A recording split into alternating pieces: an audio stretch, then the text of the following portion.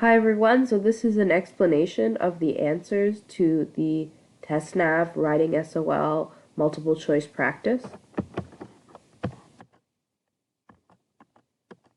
So let's look at number 1. So the answer is C.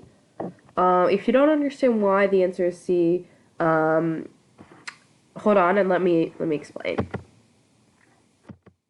All right. So let's look at the original sentence. She told Uncle Hank and us to meet her for lunch before she left, and she seemed excited. So the problem here is unclear word choice. Did Aunt Wanda make this lunch request before she left for work in the morning?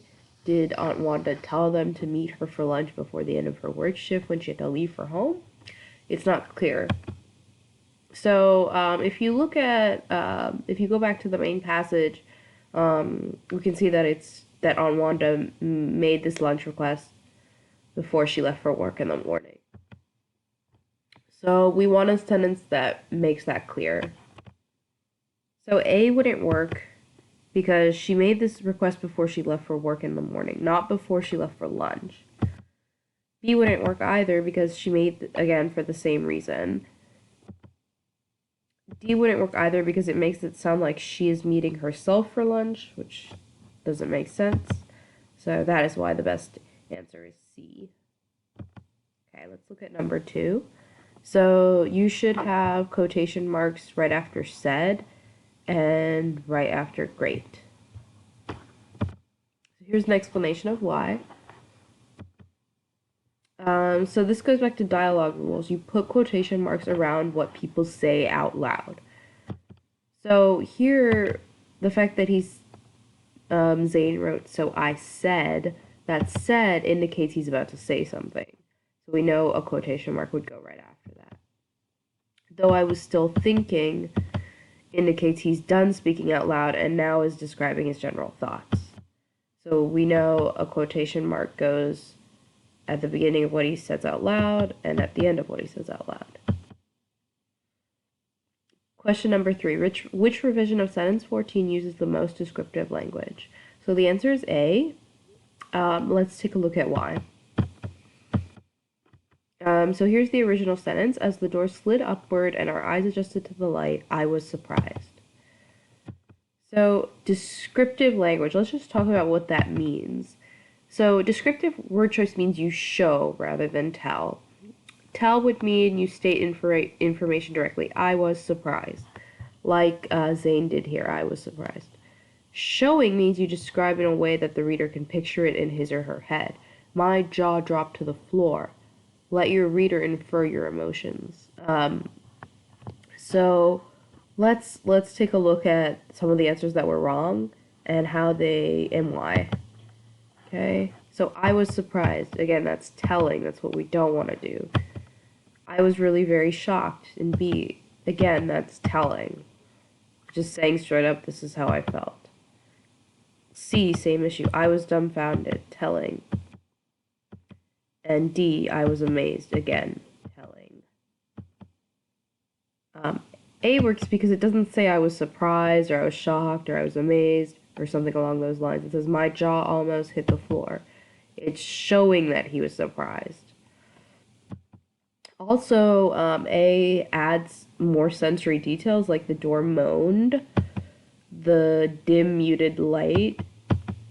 So these sensory details tell us what the door sounded like, what the light looked like. They're giving us more specifics to help us as readers picture it in our heads. And that is why A is the best answer there. All right, question number 4. Which correction should be made to sentence 21? This one's head was on the floor and Bill walked right into its open mouth. So the answer is B. So let's take a look at why.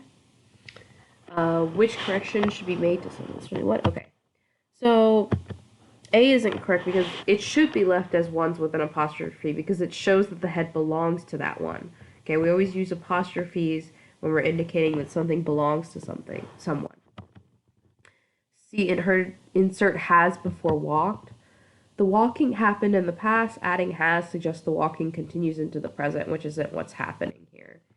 And then D, change its to its. It's means it is. If you replace it's in the sentence with it is, it doesn't make sense. So the reason the answer is B is because this one's head on the floor is an independent clause. Okay, this is an independent clause. Bill walked right into its open mouth is also an independent clause. You connect two independent clauses with a comma and then a fanboy, like and. So that is what B is getting at, which is why it's the correct answer. All right, question number 5. Which word replaces detailed in sentence 33 to make the meaning most precise? Okay, so which word should detailed be replaced with? And the answer is intricate. So let's look at why. All right, so precise word choice means specific.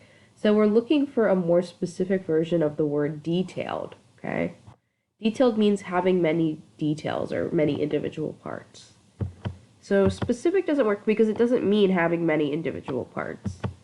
Particular doesn't work because it means focusing on one specific thing, not having many individual parts. Thorough means complete. Again, not. It does not mean having many individual parts. Exact means accurate. It does not mean It does not mean having many individual parts. So intricate is the only one that means having many individual parts, and it's a little bit more specific than detailed, which is why it's the best answer there. Okay. Question number 6. Which question would not help Fran narrow the topic of potato chips? So the answer there is D, are foods other than potatoes made into chips. Let's take a look at why. So narrow the topic of potato chips. So that means we're getting more specific about potato chips. D is the only one that's getting away from the topic of potatoes.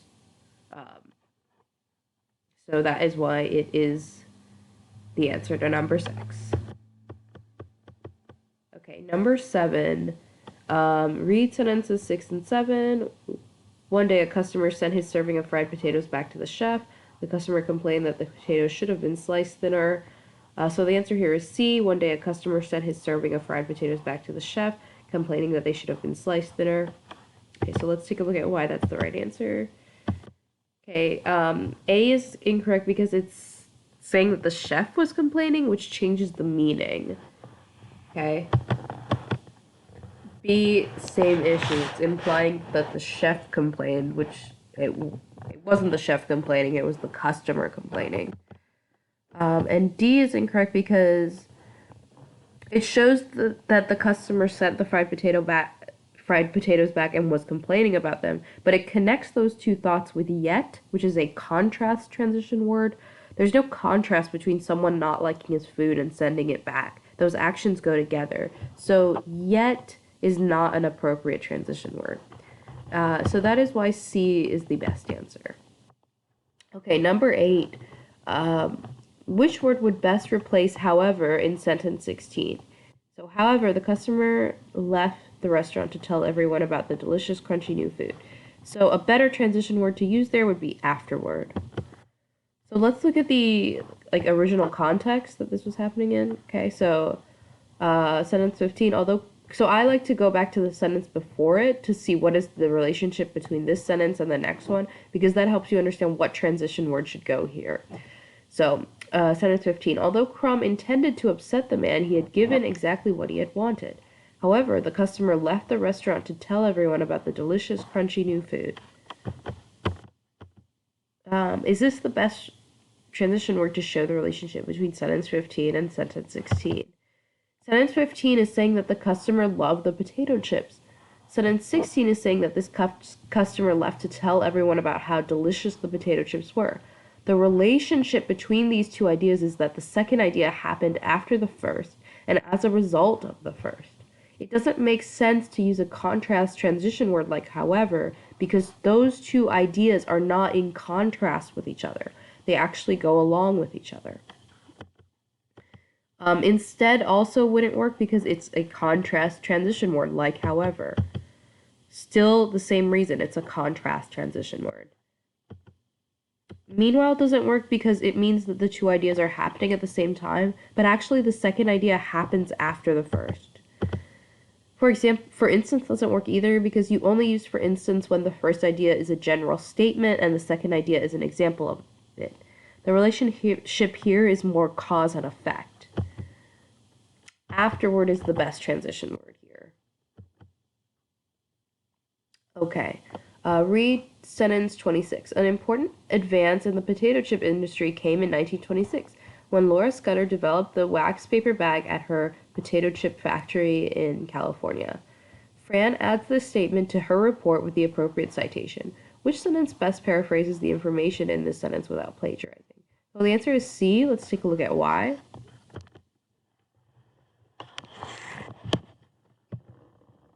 Okay, which sentence best paraphrases the information?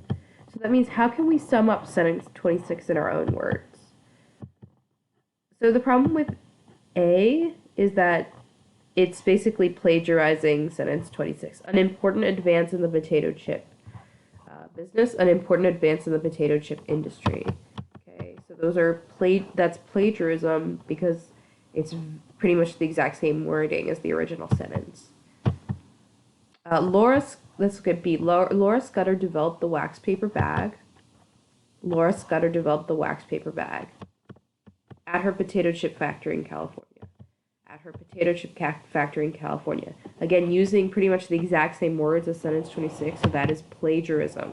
This question is asking us how to sum up this information without plagiarizing. So B wouldn't work either. And then let's take a look at D. Laura Scudder developed the wax paper bag at her potato chip factory in California. Again, the exact same wording as the sentence here, so that wouldn't work either. Another issue with this is that the word changed is too vague. How did it change the potato chip industry? It helped the industry develop, okay? So changed is not specific. It would be better to use a word like develop because that implies that it's change, but it's like progressive change. So that is why C is the best answer. Okay, number 10. Consequently, the bags kept the chips fresher so they could be shipped to customers far away. So the answer of which correction should be made to this sentence is C, change fresher to fresh. So let's look at why. Okay.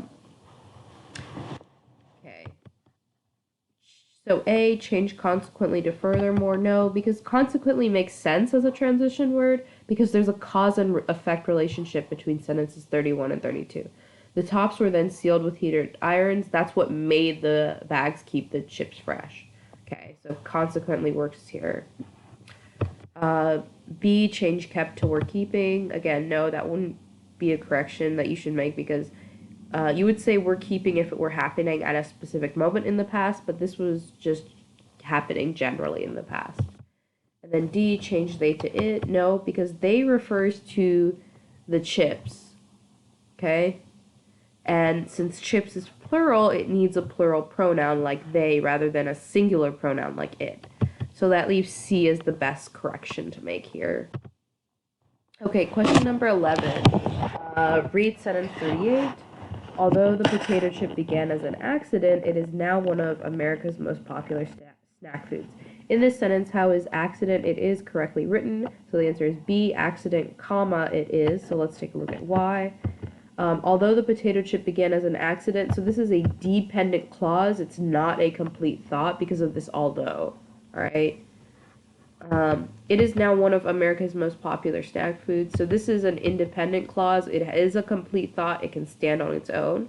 So whenever you have a dependent clause come before an independent clause, you put a comma in between them. So dependent clause, comma, independent clause. And that is why B is the correct answer because there should be a comma right here between the dependent and the independent clause.